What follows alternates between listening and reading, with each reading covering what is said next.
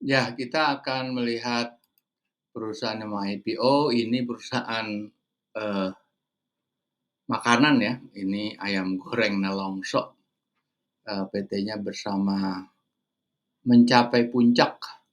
Ini prospektusnya ya, kita mau mau cari di mana sih prospektusnya itu Anda dapat, yaitu di sini. Nah, di sini ya IPO, Nelongso, kalau melihat detailnya Anda klik di sini, ticker code-nya baik ya, BAIK, sektornya consumer cyclical, subsektor restoran. Jadi restoran ini memang eh, adalah ayam geprek. Nah, oke, kalau melihat detailnya di sini ada. Nah ini silakan. Kita melihat bahwa ini IP operasinya 268 sampai 278, katakan di 270 ya. 270 total share-nya 20% yang dijual ke publik. Kita cuma mau konsentrasi secara kuantitatif, apakah IPO 270 itu nilainya wajar, murah, atau malah mahal. Nah, kita akan menghitung nilai wajarnya yang kita ekstrak semua data dari prospektus. Kita akan menggunakan rumus formulasi Benjamin Graham dari bukunya Security Analysis dan Intelligent Investor. Oke. Pertama yang harus kita lihat adalah berapa jumlah saham yang beredar. Nah, kita lihat sebelum dibagikan atau sebelum dijual ke publik, jumlah sahamnya 135 juta. Jumlah sahamnya adalah sebelum penawaran ya adalah 900 juta. Dijual 225 juta atau ekivalen 20%, sehingga totalnya menjadi 1,125. 1,2 miliar. Kita mau cari laporan keuangan auditednya. Oke, kita fokus di Aktiva Lancar ya. Ini kita akan menggunakan 2 periode. Periode pertama adalah 2022 full year per 31 Desember. Periode kedua adalah half year. Ini per 31 Juli. Sebetulnya 7 bulan nggak apa-apa. Kita anggap aja itu 6 bulan pertama. Dan ini di Aktiva Lancar kita harus kurangi pos-pos yang tidak terkait sama cash flow-nya. Itu biaya dibayar di muka. Itu harus kita kurangkan. Terus kita bandingkan dengan jumlah utang jangka pendek dan jangka panjang. Terus kita masuk ke P&L. P&L kita fokus ke laba bersih setelah pajak. Di sini tahun 2022 14,8 miliar. Sekarang ini half year sekitar hampir 9 miliar.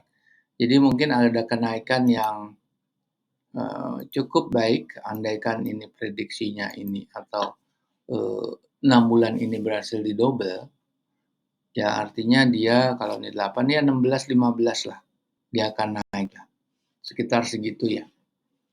Nah ini di pos pendapatan lain-lain kita lihat nih pemulihan penurunan piutang.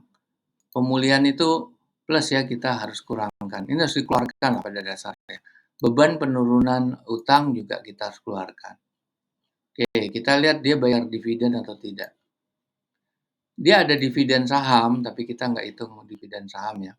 Kita fokus ke dividen tunai. Oke, sekarang kita lihat CAPEX, Capital Expenditure. Untuk 2022 full year itu 24 miliar. Untuk tahun ini baru sampai 1,6 miliar. Oke, sekarang kita mau lihat ada nggak NPL-nya. NPL-nya kita lihat. Net performing loan atau non performing loan nggak ada ya. Nah, kita cari depresiasinya ini, depresiasi. Terus ini yang tahun 2022. Kemudian kita harus lihat breakdown daripada P&L, profit and loss. Nah, di sini oke. Ada penyusutan aset dan guna kita harus tambahkan. Terus ini penyusutan sama amortisasi kita tambahkan juga. Dan ini sudah kita masukkan. Oke, kita akan masukkan angka-angka itu ke dalam formulasi dalam Excel. Kalau kita masukkan ke laporan 2022, ini yang kita blok intrinsic value, ini adalah nilai wajar tertinggi karena higher band, dan intrinsic value lower band itu adalah nilai wajar terendah. Ini 0, artinya 0, sekian ya, nggak sampai 1. Dengan IPO price segini, price to book value-nya 8 kali, mahal sekali. Price earning ratio juga mahal. Nah, di sini ada government bond. Ini kita bisa cari government bond tuh dari sini.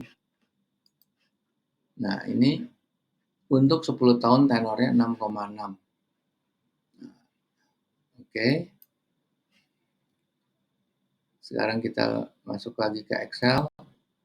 Nah, kita lihat tahun 2023 half year-nya berapa. 159, ya 160 lah. Masih terlalu mahal untuk IPO 270. Di sini price earning-nya juga di atas 20 tuh mahal sebetulnya. Tapi meskipun banyak yang bilang maksimum 25, tapi oke lah. Tapi price to book value-nya di 6,7 sangat mahal. Oke, para pemirsa, silakan Anda dalami manajemennya, karena di video ini hanya fokus kepada nilai wajar, menghitung nilai wajar kuantitatifnya. Oke, kita jumpa lagi di lain kesempatan.